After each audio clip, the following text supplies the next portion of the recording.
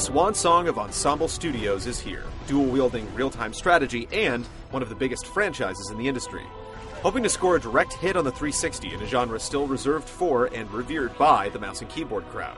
Halo Wars almost sounds redundant, but this brave attempt at console strategy is aiming to be anything but.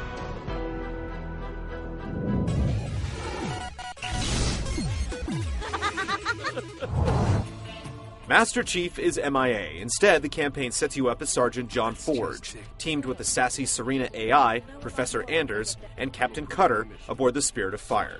Though set 20 years prior to the Halo trilogy, there's no real effect on the continuity. The war with the Covenant is in full swing, and as the plot unfolds, it echoes back to the first Halo, with the elites and their prophets desperately seeking an ultimate weapon, with the UNSC hot on their tail. Work in the Flood and some Forerunner flourish for good measure. You will come with me. With plentiful cinemas, the overarching plot feels a little clumsy, and Serena is no Cortana. Crazy mystery trip to Arcadia plotted in, spinning up FTL drive. The cardboard Spartans can't hold a candle to the Chief.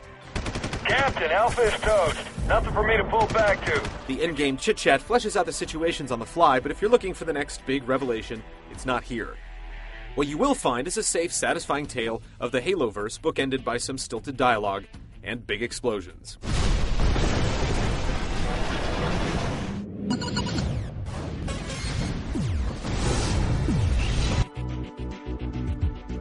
The heart of the Halo is the campaign, a 15-mission, story-driven set of skirmishes. A lot of the objectives are standard fare. Expect to trump enemy bases, build your own, tackle esoteric escort missions, and try to survive as rescue approaches.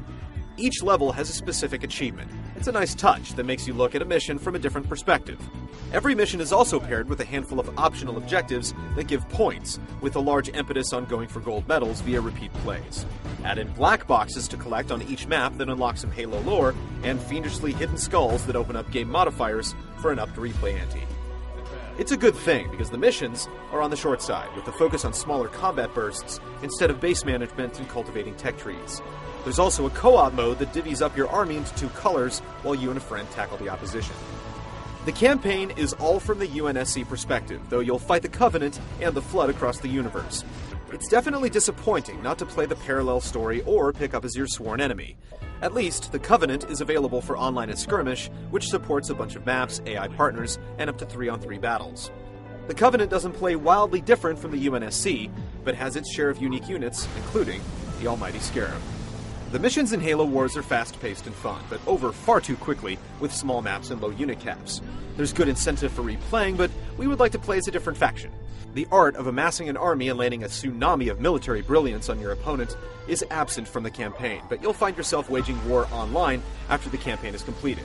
Just don't count on new content since the developer has been shuttered.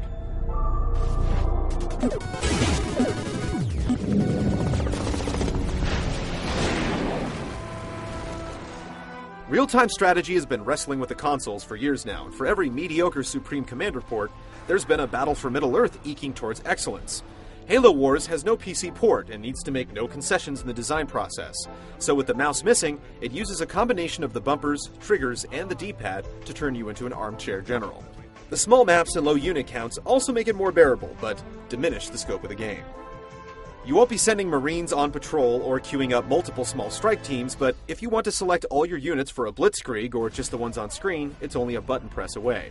You can even cycle to single out your Spartans for an impromptu attempt at jacking a Covenant vehicle. Resource gathering is as simple as building a structure.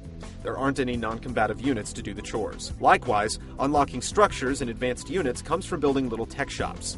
It's a sleek process, and anyone who fears micromanaging will be happy.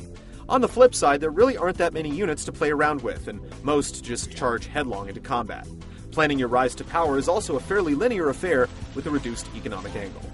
Halo Wars is guilty of betraying scale in the name of convenience. It plays well enough, and the short tactical rushes are exhilarating. Removing some of the tedium makes the medicine go down easy, but it sacrifices some depth.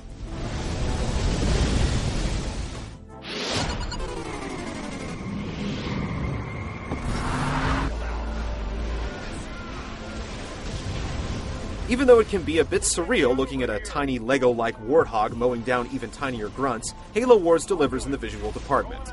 The poly count may not be the highest, but the animations are great. Resisting the urge to zoom in on a tiny Spartan as he hijacks a Covenant ship in mid-flight can be difficult. There is some slight chugging when all the units start to tango, but nothing upsets gameplay. The locales look great. Sound effects give fan service, lifting the pleasant shield recharge pulse, and you'll swear Ensemble kidnapped Marty O'Donnell and forced him to make some new tunes. Cinemas and voice acting look and sound great, only tarnished by the sometimes stolid script. I care not for your little life. Open the relic. There is fun to be had in Halo Wars. The campaign is interesting, there's plenty of replay incentive, and a strong multiplayer component. On the other hand, the campaign is short, the experience streamlined, and there's only 2 factions for multiplayer. Newcomers to real-time strategy and Halo lovers will be able to get a great first taste. Genre vets, or anyone who's played StarCraft, will be awash in Deja Vu. It's a great compromise, but a compromise nonetheless. It's accessible, fun, and a mighty shuffle in the right direction, if a tad on the shallow side.